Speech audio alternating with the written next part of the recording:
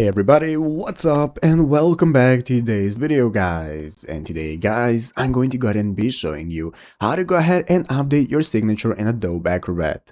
This is a very simple thing to do, so make sure to watch this quick and easy video till the very end, follow my steps correctly so you can make sure this works the same for you and you can do this yourself.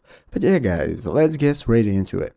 So the first thing we want to do is to go ahead and open up the official Adobe Acrobat program if you have not already. So if you do not already have it downloaded or installed, what you want to do is go ahead and open up the official Adobe website right here, adobe.com, if you have not already. So if you have not already done that, you can go ahead and download it from here and install it. So once you've installed it and open it up, this is going to be the main page you're greeted by. From this home page, we can get started using Adobe Acrobat. Here, as you can see, we are going to see the recommended tools option that's going to enable us to go ahead and use the main basic tools and to see how they work. So let's go and take a look at how to update our signature. So basically, once you go ahead and click this option right here to go ahead and fill inside your documents, it's going to open up this new page from where we can get started selecting a file that we want to add our signature to. And here at the left side of the screen, you're going to go ahead and be able to see your signature. So you have the option to add a signature or to add your initials. So if you want to go ahead and add a signature, just click the plus button right here and it's going to enable you to go ahead and create a new signature. Your signature is then going to get saved and appear right here. So basically guys, what you want to do is go ahead and get started with deleting the signature that you have already created to be able to create a new one. So you can just go and click the delete button next to it and you can get started creating a new one and updating it. So you can give it the same name and everything, and just like that, you're going to go and be able to update